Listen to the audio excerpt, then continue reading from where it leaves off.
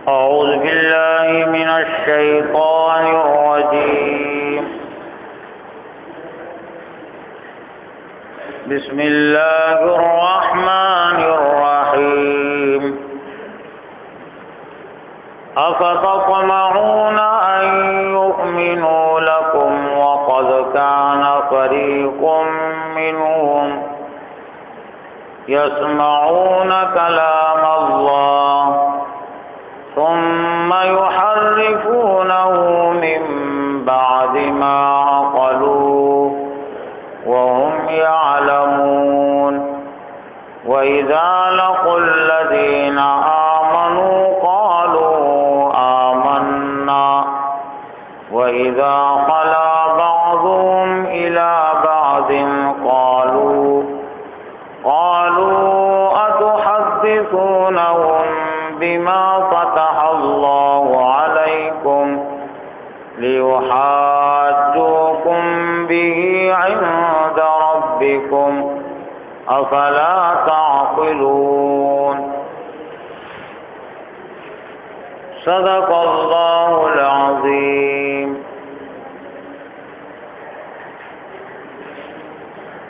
یہ سورہ بقرہ کی 2 آیات ہیں. ان آیات کا تعلق بھی بنی اسرائیل کی یعنی یہود کی شرارتوں سے اور حق کے خلاف ان کی جو دشمنی تھی، جو بغض اور عناد تھا، حضور صلی اللہ علیہ وسلم کی نبوت اور دعوت کے متعلق، اس کو یہاں واضح کیا گیا. اس سے پہلے کی جو آیات تھی، ان آیات میں یہود ہی کی سرکشی، نافرمانی یا شرارتیں وہ بیان ہو رہی تھی، لیکن ان شرارتوں کا تعلق حضرت موسیٰ علیہ السلام کے دور سے تھا. یعنی جو شرارتیں، سرکشیاں انہوں نے حضرت موسیٰ علیہ السلام کے دور میں کی یا اس کے بعد کے دور میں کی. اب یہاں سے کچھ آیات ایسی ہیں کہ جن میں ان کی وہ شرارتیں ہیں جو انہوں نے خود حضور صلی اللہ علیہ وسلم کے زمانے میں آپ کی نبوت اور آپ کی رسالت کے خلاف، آپ کی دعوت کو دبانے کے لیے، کمزور کرنے کے لیے اختیار کر رکھی تھی. اس سلسلے میں اہل ایمان کو بھی آگاہ کیا گیا، انہیں متنبہ کیا گیا کہ تم ان کے ظاہر پر مت جاؤ اور ان سے امیدیں مت قائم رکھو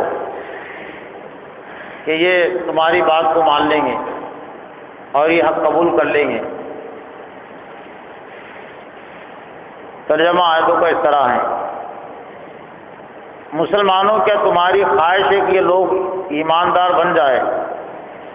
حالانکہ ان میں سے ایسے لوگ بھی ہیں جو کلام اللہ کو سن کر عقل و علم ہوتے ہوئے پھر بھی بدل ڈالا کرتے تھے. جب ایمان والوں سے ملتے تو اپنی ایمانداری ظاہر کرتے ہیں، اور جب آپس میں ملتے تو کہتے کہ مسلمانوں کو کیوں باتیں پہنچاتے ہو جو اللہ تعالیٰ نے تمہیں سکھائی ہے. کیا تم جانتے نہیں کہ یہ تو اللہ تعالیٰ کے پاس تم پر ان کی حجت قائم ہو جائے گی. ان شرارتوں کا اصل میں پس منظر یہ توریت کی تعلیمات سے تعلق رکھتا ہے. توریت میں حضرت محمد صلی اللہ علیہ وسلم کی نبوت اور رسالت کی بشارت دی گئی تھی، اور یہ باتیں یہود اچھی طرح پڑھتے آ رہے تھے، سنتے آ رہے تھے. جو ان کے علماء تھے وہ خود پڑھتے تھے براہ راست، اور جو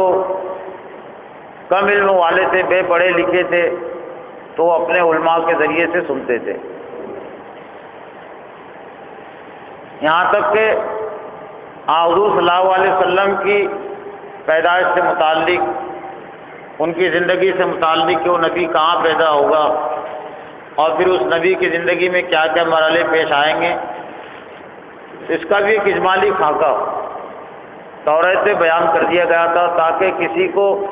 اس نبی کے پہچاننے میں کوئی غلط فہمی نہ ہو۔ یہود کو بھی یعنی تورات کے ماننے والوں کو، انجیل کے ماننے والوں کو بھی کوئی غلط فہمی نہ ہو، کوئی اشتباہ نہ ہو۔ لیکن اتنی واضح تعلیمات کے باوجود، جبکہ یہود اس بات کے منتظر تھے کہ وہ نبی آئے، اور مدینہ کے جو اوس اور خزرج کے جو لوگ تھے جنہوں نے پہل کی ایمان کو قبول کرنے میں، نبی صلی اللہ علیہ وسلم کی دعوت کو قبول کرنے میں، یہ اوس اور خزرج کے لوگوں کو یہود جو مدینہ کے قریب آباد تھے 3 قبیلوں کی صورت میں، قبیلے بنو قینقاع، بنو نذیر اور بنو قریظہ، تو یہ ان کو دھمکیاں بھی دیتے تھے کہ اب وہ نبی کے ظاہر ہونے کا وقت آ گیا، اب ہم اس کا ساتھ پکڑ کر اس کی پیروی کر کے ہم تم سے قتال کریں گے، جنگ کریں گے۔ اس لیے کہ تورات کی تعلیمات کے ذریعے سے بات بھی واضح ہوئی تھی کہ وہ نبی کے پیروکار وہ غالب آئیں گے، اور نبی کے پیروکاروں کے مقابلے میں جو ان کے دشمن ہوں گے، یعنی حضرت محمد صلی اللہ علیہ وسلم کی دعوت کا انکار کرنے والے، ایک نہ ایک دن وہ شکست کھائیں گے، وہ مغلوب ہو جائیں گے، غالب ہو جائیں گے۔ لیکن انہوں نے اپنے ذہن میں بات بالکل بٹھا رکھی تھی پتھر کی لکیر کی طرف کہ وہ نبی بنی اسرائیل کے علاوہ اور کہیں نہیں آ سکتا، بنی اسرائیل ہی سے اس کا تعلق ہوگا، اس لیے کہ اپنے علاوہ وہ کسی اور کو وہ اہمیت دیتے ہی نہیں تھے، اور خاص طور سے دین کے معاملے، مذہب کے معاملے میں تو کسی کی بالادستی اور کسی کی بڑائی کو تسلیم ہی نہیں کرتے تھے۔ اس لیے ایک طرح سے انہوں نے ذہن میں بات بالکل بٹھا رکھی تھی پتھر کی لکیر سے بھی زیادہ شدید کہ وہ نبی ہمیں میں سے ہو سکتا ہے۔ لیکن جب وہ نبی بنی اسرائیل سے نہیں آیا، یعنی حضرت محمد صلی اللہ علیہ وسلم، بنی اسرائیل سے تعلق ہے حضرت محمد صلی اللہ علیہ وسلم کا خاندان کے لحاظ سے، یعنی حضرت ابراہیم علیہ السلام ہی کی اولاد، لیکن حضرت اسماعیل علیہ السلام کے ذریعے سے جو شاخ چلی، جو اس سے تعلق ہے، تو ان کو تو پہلے سے حسد اور جلن تھا، تو پھر حسد جلن میں انہوں نے مخالفت کی ٹھان لی کہ ہمیں قبول نہیں کرنا ہے۔ تو یہی ان کے اندر کی جو شرارتیں تھیں، حق کو جاننے کے باوجود حق کا انکار کرنا، چھپانا، تو یہاں اس کو واضح کیا گیا۔ پھر اہل ایمان کی رہنمائی کی گئی، اس لیے کہ ایمان والے یہ سمجھتے تھے، مدینہ کے جو مسلمان تھے وہ یہ سمجھتے تھے کہ اب تو یہود ہماری بات کو مانیں گے، اس لیے کہ پہلے سے وہ تو نبی کے منتظر تھے، اب یہ نبی کی دعوت جب پہنچے گی تو یہ بات قبول کر لیں گے، یعنی حضرت محمد صلی اللہ علیہ وسلم کو نبی تسلیم کر لیں گے۔ تو اللہ نے ان کی اس غلط فہمی کو دور کیا کہ تمہیں بیجا کسی سے توقع اور امید وابستہ نہیں رکھنا چاہیے۔ تو کہا کہ اے مسلمانوں، کیا تمہاری خواہش ہے کہ لوگ ایمان یؤمنوا لکم، تم نے جس چیز پر ایمان لایا ہے، یعنی حضرت محمد صلی اللہ علیہ وسلم کی نبوت، رسالت پر، قرآن پر، تو کیا تم ان سے یہ امید رکھتے ہو کہ یہ بھی ایمان لے آئیں گے؟ حالانکہ وقت کانا فریق منہم یسمعون کلام اللہ، حالانکہ ان میں سے ایک فریق ایسا ہے کہ جو کلام اللہ کو پڑھتا ہے۔ یہاں کلام اللہ سے مراد تورات جو حضرت موسیٰ علیہ السلام کو دی گئی تھی۔ ثم یحرفونہ، اور پھر اس کو بدل دیتے ہیں، تورات کی تعلیمات کو بدل دیتے ہیں، الفاظ کے ذریعے سے بھی اور معنی کے ذریعے سے بھی، اس لیے کہ ان کتابوں کی حفاظت کی ضمانت اللہ تعالیٰ نے نہیں لی تھی، اس لیے ان کو اس میں کامیابی ملتی تھی، اور اس لیے نہیں لی گئی تھی کہ تورات آخری کتاب نہیں تھی، انجیل آخری کتاب نہیں تھی، وہ ایک محدود وقت کے لیے تھی، اور آخری کتاب قرآن مجید ہے، اس لیے اسی کی حفاظت کی ضمانت دی گئی۔ تو اب وہ علامتیں اور وہ پیشن گوئیاں جو تورات میں تھی یا انجیل میں تھی، تو اس کو پڑھتے بھی تھے، سنتے بھی تھے، لیکن اب اس کو بدل دیتے تھے، اور پھر وہ نشانیاں جو منطبق ہوتی تھی حضرت محمد صلی اللہ علیہ وسلم کی ذات پر، ان کے ماننے والوں پر، تو کہتے تھے کہ نہیں یہ وہ نہیں ہے، یعنی ابھی تک تو پڑھتے آ رہے تھے لیکن اب اس کا غلط انتباہ کرتے تھے کہ نہیں اس طرح کی وہ باتیں نہیں ہیں، وہ دراصل کوئی اور وہ نبی، یہ نبی نہیں ہے وہ جس نبی کی بشارت دی گئی، وہ دوسرا نبی ہے وہ۔ ثم یحرفون کا ثم یحرفون، پھر اس میں تحریف کر ڈالتے، بدل دیتے ہیں نشانیوں، من بعد ما عقلوا وهم يعلمون، سمجھنے کے باوجود، یعنی لا علمی کی وجہ سے نہیں، غلط فہمی کی وجہ سے نہیں، جانتے بوجھتے، وهم يعلمون، اور وہ جانتے ہیں کہ جو کچھ ہم کر رہے ہیں تو یہ برا ہے، لیکن ان کا اندر کا جو نفس تھا، حسد اور جلن، یہ ان کو آمادہ کیے ہوئے تھا۔ تو ایک بات تو اس میں یہ واضح ہوئی کہ حق کی مخالفت کا ایک بڑا سبب وہ حسد اور جلن اور دشمنی ہے، اندھی دشمنی، اندھی مخالفت، اور یہی عنصر غالب رہا ہے ہر دور میں۔ حق کی مخالفت کا ایک سبب لا علمی بھی ہے، جہالت نہیں جاننا، لیکن یہ مخالفت زیادہ دن تک نہیں رہتی اور اس میں وہ شدت پیدا نہیں ہوتی جو لا علمی کی وجہ سے ہیں۔ ان کو اگر معلوم ہو گیا تو پھر ان کی وہ غلط فہمی دور ہو جاتی ہے، مخالفت ختم ہو جاتی ہے، لیکن جو مخالفت جان بوجھ کر ہے، جانتے بوجھتے، وہ مخالفت ختم نہیں ہوتی، اور تاریخ یہ بتاتی ہے، اور موجودہ جو حالات ہے آج بھی موجودہ دور میں جو اسلام کی مخالفت ہے عالمی سطح پر، ملکی اور مقامی سطح پر، تو یہ مخالفت کرنے والے جو ہیں اس میں پیش تو ایسا نہیں ہے کہ ان کو حق معلوم نہیں ہے اور ان کو اسلام معلوم نہیں ہے، بلکہ اگر ہم دیکھیں تو مسلمانوں سے زیادہ وہ اسلام کو جانتے اور سمجھتے ہیں، لیکن ان کو اچھی طرح معلوم ہے کہ اگر یہ چیز غالب آ گئی تو پھر ہماری جو شرارتیں ہیں اور ہماری جو بڑائی ہے وہ بڑائی متاثر ہو جائیں گی، اس لیے جانتے بوجھتے وہ مخالفت کرتے ہیں۔ عوام جو ان کا ساتھ دیتے ہیں تو عوام پر اگر جو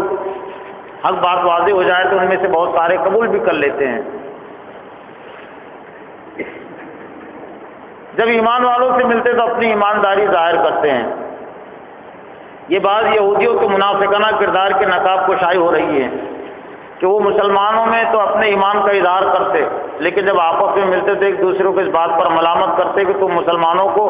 اپنی کتاب کی ایسی باتیں کیوں بتاتے ہو جس سے رسول عربی کی صداقت واضح ہوتی ہے، اس طرح تم خود ہی ایک ایسی حجت ان کے ہاتھ میں دے رہے ہو جو تمہارے خلاف بارگاہ الہی میں پیش کریں گے۔ یعنی یہود میں جو ذرا سادہ قسم کے جو تھے لوگ، جو بہت زیادہ شدید دشمن نہیں تھے، ان کے ذہن سادہ تھے کہ حق بات سامنے آ گئی تو قبول کر لینا، تو جو ایسے لوگ تھے تو ان میں جو ان کے سرگنے تھے تو وہ سرگنے ان کو کہتے تھے کہ تم بات کیوں کہتے ہو، اس لیے کہ یہ اپنے یہودی علماء سے سنتے آ رہے تھے تو مسلمانوں کے پاس آتے تھے، سادہ انداز میں کہتے تھے بھائی یہ باتیں تو توریت میں ہیں اور ہم برسوں سے یہ سنتے آ رہے ہیں، ہمارے علماء ہم کو سناتے آ رہے ہیں کہ وہ نبی یہاں تک کہ مکہ میں پیدا ہوگا، وہاں سے ہجرت کرنے پر مجبور ہوگا، پھر مدینے میں وہ آ کر رہے گا، تو ہم تو یہ باتیں سنتے آ رہے تھے۔ تو یہ ان کے جو سرگنے تھے، ان کے جو بڑے، تو وہ ان کو روکتے تھے جب آپس جو اللہ نے تمہیں سکھائی ہے کیا جانتے نہیں کہ تو اللہ کے پاس تم پر حجت قائم کر دیں گے، تو وہ کہتے تھے کہ تم مسلمانوں کو باتیں کیوں کہتے ہو، یعنی توریت کی وہ باتیں جو ان کے حق میں جاتی ہے، قرآن کے حق میں جاتی ہے، محمد صلی اللہ علیہ وسلم کے حق میں جاتی ہے، وہ باتیں کیوں کہتے ہیں، اس لیے کہ اس کی وجہ سے تو ایک طرح سے اللہ کے پاس حجت قائم کر دیں گے، یعنی کیسی شرارت۔ یہ نہیں معلوم کہ یہ مسلمانوں سے پہلے تو اللہ ان کی شرارتوں کو جانتا ہے، یعنی ان کا یہ گمان تھا کہ مسلمان یہ حجت قائم کریں گے، پڑھتے تھے پھر انہوں نے ایمان نہیں لایا، حالانکہ اس سے پہلے تو اللہ ان کو جانتا ہے، وہاں حجت قائم کرنے کی کیا ضرورت، دلیل وہاں بتانے کی کیا ضرورت، وہ تو اللہ کو معلوم ہے۔ تو لیو ہاتھ بھی عند ربکم فلا تعقلون، اس کے نتیجے میں تو یہ اللہ کے پاس تمہارے خلاف حجت قائم کر دیں کہ انہوں نے سب جانا تھا، جانتے تھے، سمجھتے تھے، لیکن پھر انہوں نے ایمان نہیں لایا۔ افلا تعقلون، تو اپنے جو لوگ تھے نیچے درجے کے یہ سادہ ذہن کے، تو کہتے تھے کیا تم سمجھتے نہیں؟ یعنی گویا کہ تمہیں یہ رویہ، اس رویے سے تمہیں باز آنا چاہیے، بچنا چاہیے، یعنی تورات کی باتیں ان کے پاس جا کر نہیں بتانا چاہیے جو ان کے حق پہ جاتی ہے، بلکہ ہماری طرح تم کو مخالفت کرنی چاہیے۔ اللہ سے دعا ہے کہ اللہ تعالی ہمیں قرآن میں جی تعلیمات کو سمجھنے کو عمل کرنے، دوسروں کو پہنچانے کی توفیق عطا فرمائے،